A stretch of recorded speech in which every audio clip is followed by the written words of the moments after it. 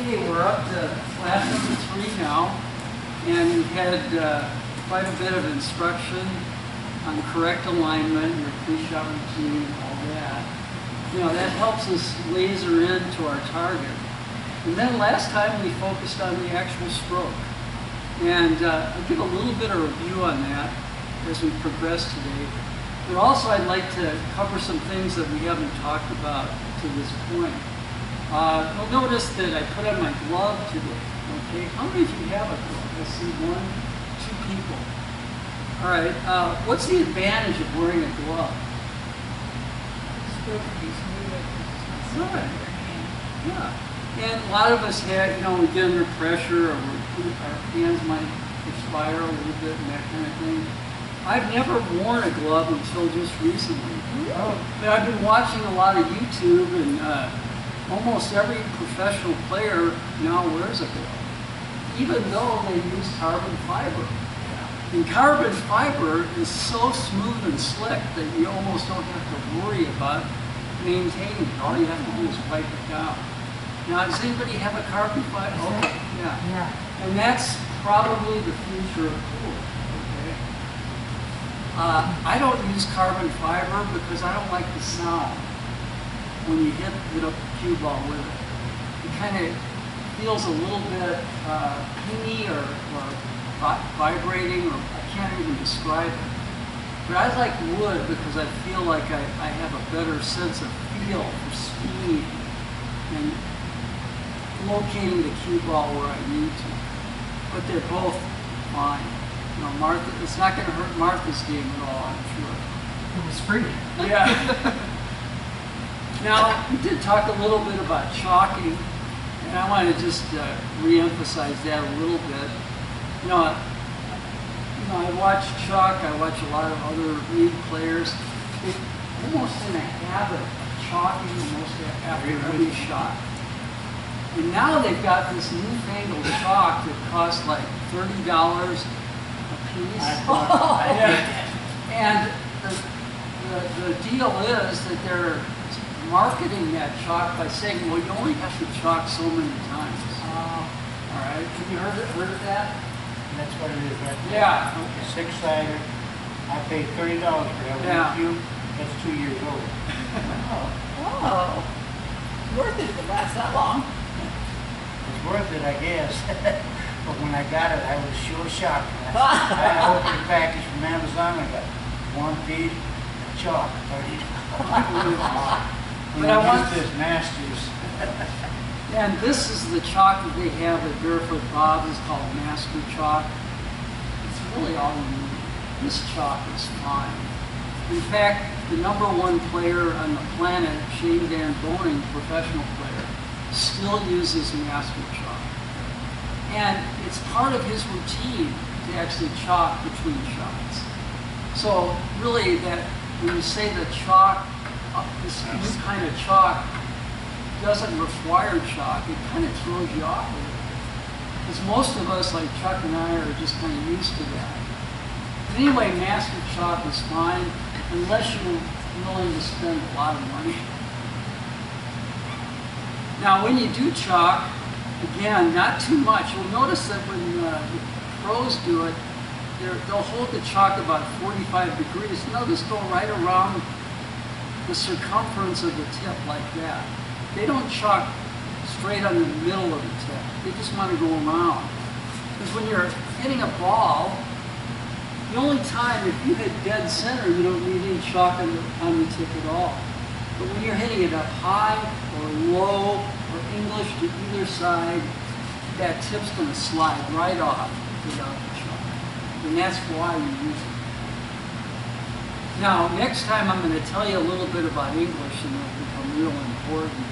But also on the draw shot that we worked on last time. Very important, because on a draw shot, and let me just cover this a little bit, because I think a lot of you had a problem with that last time. But it's not about hitting it hard.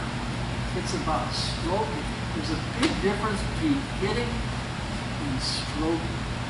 All right? Stroking is smooth and rhythmic.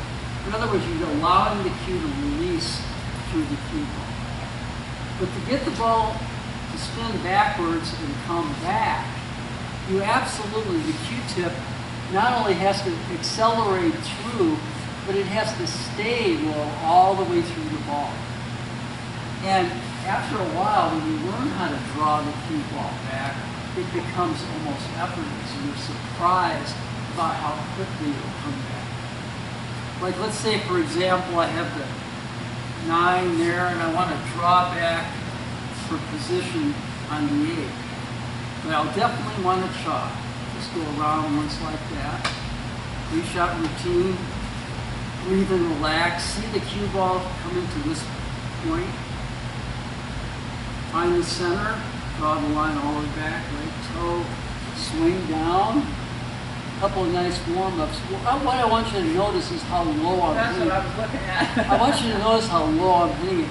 And watch how easily I hit it. Oh, wow. And a couple of things about that. You notice I stayed down and the tip went all the way through and stayed low throughout. That's the key. Because a lot of us want to do this. We're in a hurry to see the shot and not end up like this.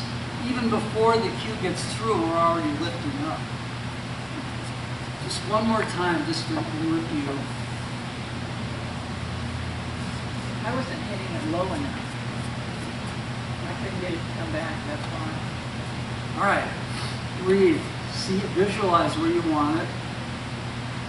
Center. See my target. Right toe on the line, swing down. Make a few warm-up strokes. Nice and smooth. Okay. Try to get the idea. Any questions about that? Now work on that with your partner today. I mean, that's a shot that I think you really enjoy. But the hardest part of that is learning that you don't have to hit it. Jerk it. Yeah, you want to stroke it. And when you think of stroke, it's a smooth, rhythmic takeaway where the cue slows down. And then without forcing, you're actually just releasing the cue. See how it goes through my hand like that? Any questions on that? All right, another thing we didn't address yet that's real important. These shots are actually hard for professionals and really good players. We haven't talked about how to shoot when the cue ball is on the rail. How many of you have a hard time with these shots? All right. All right. The one thing I'm going to say right off the bat, on these shots, that's the biggest problem that amateurs face, is because the cue ball's on the rail, they feel like they got to elevate the back end of the cue. Right? Why is that bad? Well, because you're hitting the ball on top, and so it's going to want to keep rolling. Okay. Well, you're exactly right. When you're hitting the ball on the top like here, and it's off a hair to one side or the other,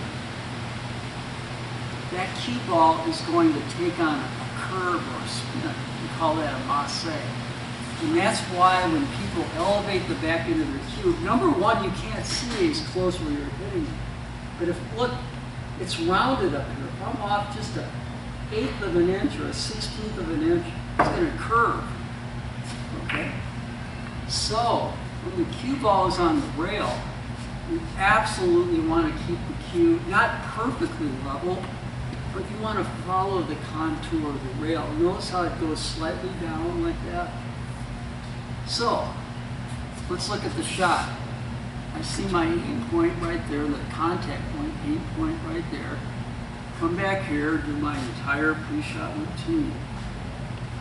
Right toe on the line, swing down. Now, you need enough room to stroke, don't you?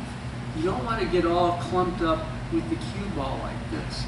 So the ideal bridge when the cue ball's on the rail is to use your 4 fingers back here. And back here I can see a lot better, can't I?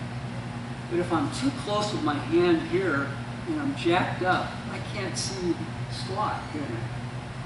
You want to be able to have a perspective of exactly where to hit that one ball. Okay?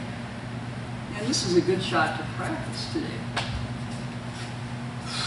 Breathe and relax. See my target, visualize the shot, right toe, swing down. But I'm not perfectly level, but you notice I'm hitting with a slight angle downward. And I'm following the rail. In fact, when you stroke your warm-up strokes, you'll feel the rail with the shaft of your cue.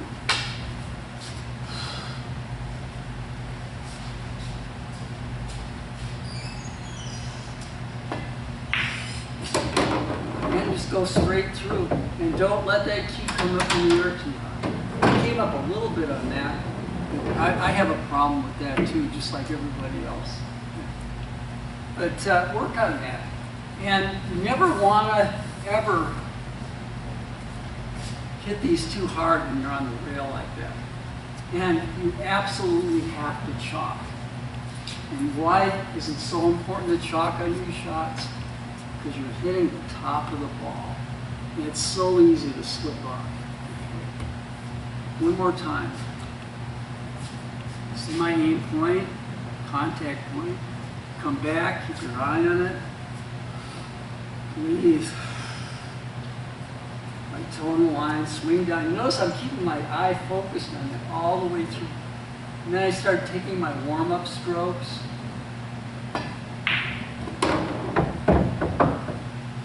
And work with each other. Any questions out there? All right, here's another one that comes up all the time. Let's say you're in an 8-ball game and you're shooting the 8-ball to win the game. And guess what? Your opponent's ball got right in the way of your bridge. Any suggestions how you want to shoot this shot? I'm sure this has happened to you, right, Dan? Times? Born to fear, yeah. Okay. All right. You want to win the game really bad, right? And it's so easy to mess up on this shot. And again, we're going to learn the rules of 8-ball next week. We'll go into that a lot more. But if you touch the cue ball inadvertently anytime, that's considered a foul ball in hand. And on this shot, that's easy to do. Because to actually shoot this shot, you have to do one of these very unorthodox, awkward bridges. But what I'm going to tell you is a little secret on how to do better on these kind of shots. Instead of just grabbing your cue and getting up here and jacking up, you want to stay with your pre-shot routine. In other words, breathe, find the contact point, right foot on the line, and actually get down on the shot as though the 12 isn't there. You see what I'm doing? So I get a perfect aim. And then, at that point, come up. Now, why do you think that was so important to aim it down here and then jack? So you can see it, so you can see what your shot was. Yeah, a lot of times when we get down on the shot, we're guessing, aren't you? Yeah. When you're up here.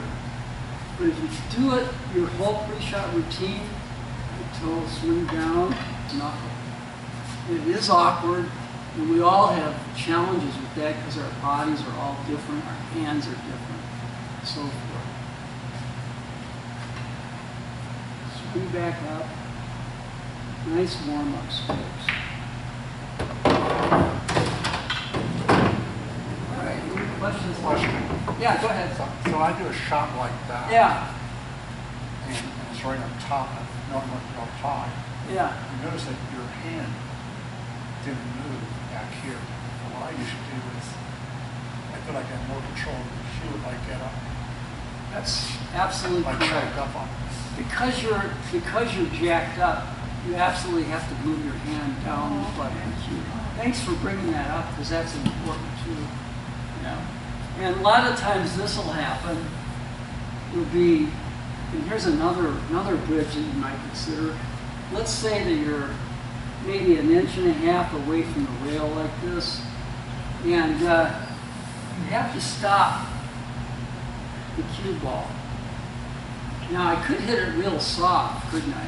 But the cue ball would roll forward like this. Let's say the 8 to win the game is about right here. So in order to get position from the 12 to the 8, I have to stop the cue ball, right? So in this case, I'm going to do the same thing I did before, my entire pre-shot routine. Get down to the shot like this, and really get the target lined up. Then I'm going to jack up. And you'll notice I can stop the ball and shoot it. By jacking up, I get it down on it like that, and that allowed it to skid along the cloth and stop dead. But that's important, the way you set up the shot when you're close to the rail and you have to jack up.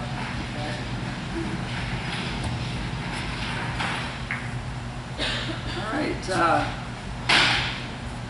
One thing I didn't talk about for a while is a lot of times you want the cue ball to roll forward and sometimes you want it to come backwards. All right, what do you do with your bridge on that? You know, a lot of you have an open bridge, which is fine. Some of you use a closed bridge with the finger over the top. But how do you adjust your bridge when you want the cue ball to go forward, and how do you adjust it when you want it to go back? Let's say I have a shot on the 5, and to win the game, I have to roll forward to play the 8 in the corner. Now in a shot like this, I'm kind of seeing the cue ball just roll forward down to here, so I have a nice shot in it. So how do I do that? I do everything the same, but when I take my stance, you'll notice my bridge. You see what I'm doing here? Because you want to keep the cue stick fairly level. So you use your hand to scooch it up, scooch it down. Or if you have a closed bridge, the same thing.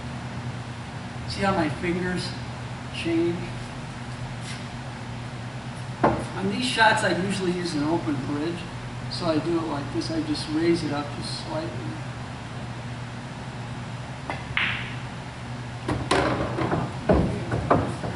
Yeah. Now, if I want to do the opposite, let's say I got the 8 here, and I want to just draw it to the rail here. I don't need a lot of power or anything, but I need to alter my bridge, because again, you want to keep it as level as possible. So watch how I alter my bridge to get position.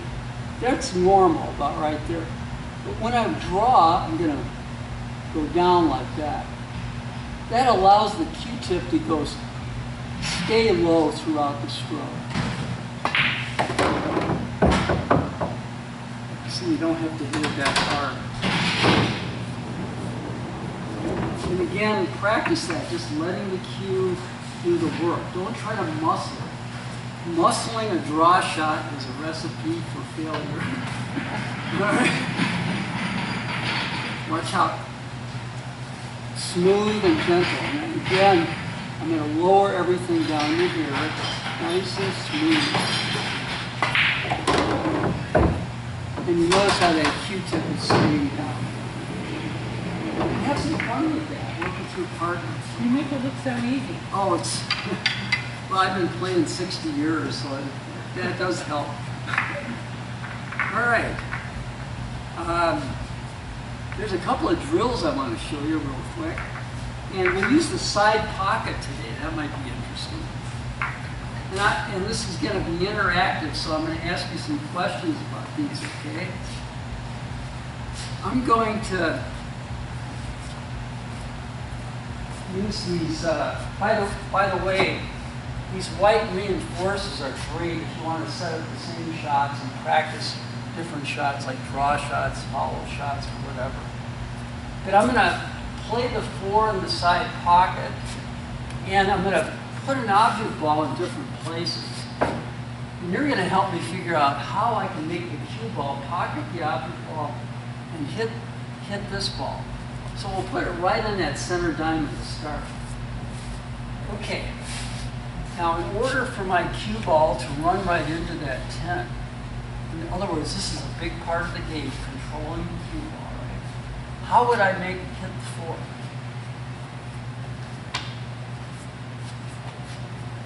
What would you do, Dan? Say you had to get there for position on the 8 ball. Okay. I would hit it lower than center. Okay. Anything about the stroke that you might? I don't know what you mean there. Okay. Well, yeah, I think you're right. If I hit it hard, I could hit it probably dead center. But if I wanted to just ease the cue ball down there, you're right, I would have to hit it below center. But what I want to do again is you to know what a tangent line is. In other words, 4 goes straight in the side pocket. The tangent line is right here. Did you see how I figured that out? That's the center of the ghost ball.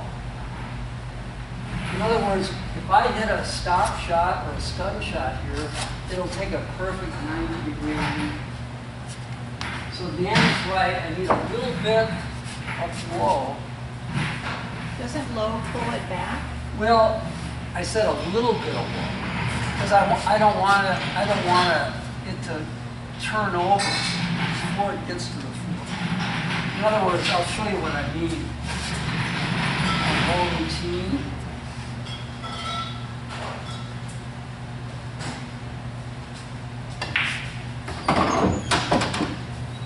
Pretty close. In other words, I probably needed a little bit more low to actually get the turn. Let's try it one more time.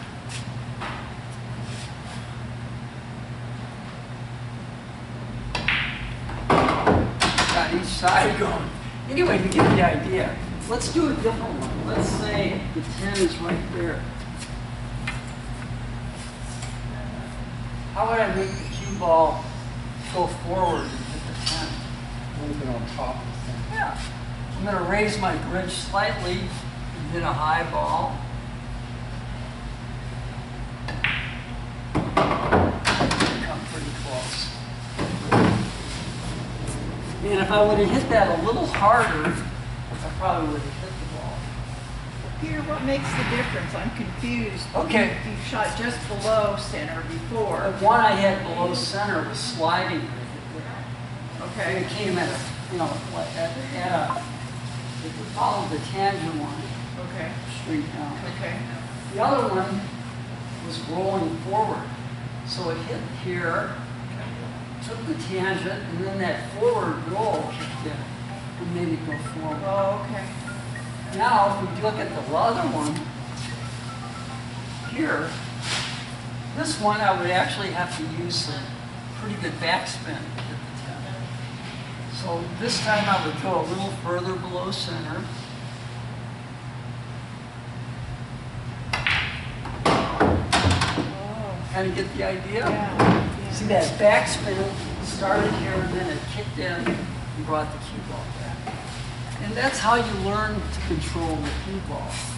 And I know a lot of you are saying, well, I need to be able to pocket the balls better before I worry about that. But it really all goes together, doesn't it? Because when you start playing 8-ball, these competitive games, you realize that making the ball is just half of the formula to be a good player. And then you can even do other things. Let's say that I have a cue ball, or I want to bring it to the pocket. This is one where you'd have to use a lot of drawage. You'd have to go well below center.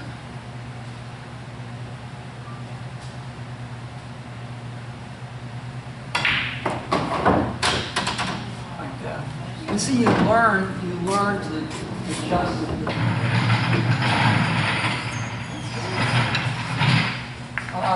So, was your tangent line always 90 degrees Yes, to where the object ball is supposed to travel? exactly. Now, won't matter where the cue ball is. If I'm pocketing the 2 in there and cutting it to the left, the tangent line is going to remain the same in any of these places, isn't it? Because if I cut it in the pocket, it's going to take a perfect 90-degree angle. So if you want the cue ball to wind up somewhere on this side. Yes. A little top. Exactly. Exactly. On this side of the line. Oh. That makes sense. Now, another thing too that you should know too is if I hit this real slow with a high ball, watch what happens. It even goes further back, doesn't it? Because the slower you hit it, the more forward roll it will take. If you hit it too hard, it takes longer for that forward roll to kick in. Okay. One other thing I want to show you before we get a chance to play. I just got a message from Kathy. She said she's got a flat tire and she's waiting for the tow truck. She's sorry. She apologizes for not making it.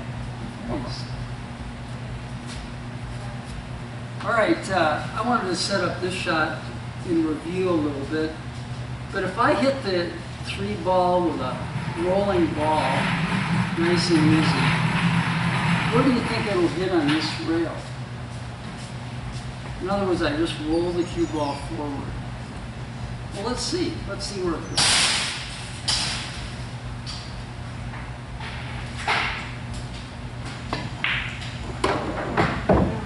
Pretty close to the side pocket. All right. Now you'll notice that the tangent line was way up here, wasn't it? At a 90-degree angle. So if I hit the same shot, called a stun shot or a stop shot, it should hit over here and come way down there. Almost to the corner pocket.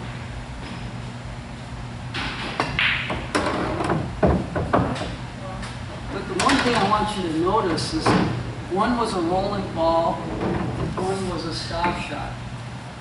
One hits here, and the other one's almost like 4 diamonds difference. That's how sensitive a cue ball is, and that's why this game is so challenging. Just by doing that. Now, let's try backspin and see what happens.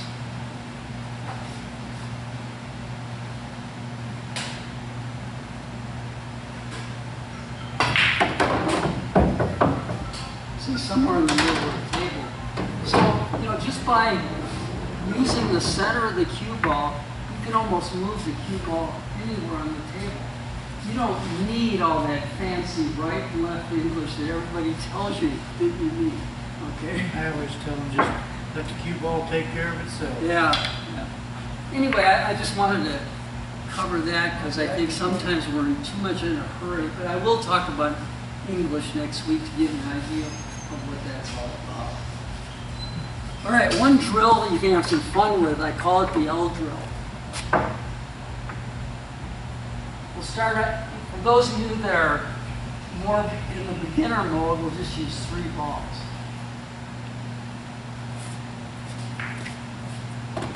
And on this particular drill, what I'm going to ask you to start out doing is just take ball in hand each time and practice pocketing these balls. So I might do a stop shot to start.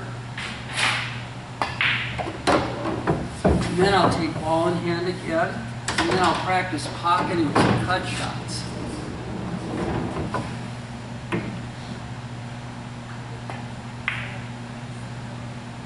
Okay. Oh, we can do that? Yeah. And this will be a good way to practice those cut shots. Like that. Now, after you perfect that a few times, then what you'll do Next, more difficult iteration is you'll take ball in hand, and now what you're going to try to do is make them in play position for the next ball. In other words, start out with the 13, like that. And then I got a little too straight on that one, so I'm going to have to draw back a little bit. Like that. And then have a nice cut shot in the other pocket. It'll be a good way to kind of practice what you've learned so far. And then finally, if you want to do it a little harder way, you'll make them in rotation.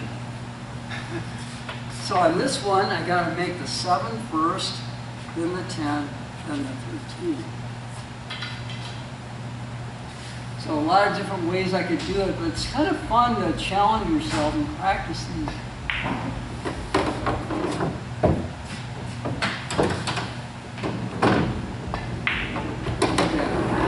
And have some fun with that. And then when you master all that, one more even tougher way to do it would be with 5 balls. And in this one, you start out taking the ball in hand each time and making the balls. Then you would make them going from left all the way to right in order, and then you could make them in rotation. But it's a great drill to just challenge yourself and do something kind of fun when you're practicing. Because it is such a challenging drill, I think you'll find it something that'll teach you a lot about what to do with your cue ball. Let's do around the horn one time. You go from 4 to 8, or you can go from 8 to 4. But each time you got to get the perfect angle. In other words, if I got here, I would be out of line, wouldn't I? Because I got to make it 12, 5, 13, 4. So can you tell us what you're doing different for each one? Yeah, mostly I'm just rolling the ball. You're sitting in the middle, not up and down. Mostly in the middle. Yeah. Okay. Now this one, I've got to go to the rail and back out because I want to get on this side of the 13 so I can get to the 4. So this one I'm going to get just this nice smooth rolling ball like that. And I got on the right side. Now all you have to do is draw the 13 slightly to get on the 4. You start out with 3 balls and just have some fun. Pocketing the balls, then making them around the horn, and then making them in rotation. Okay? All right, anything else you want to ask? It's wide open. That was great. Oh. Chuck, you had anything you want to add?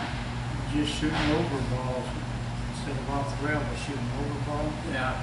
That's hard for anybody. Yeah, it's hard for anybody. And I know that those of you that play league or you're aspiring to learn to play in leagues and things like that, it'll become an important thing to learn. And I think for a lot of people, it's really, really easy to miscue or foul when that's happening. Even a simple shot like this can be hard. But again, you want to line it up like this.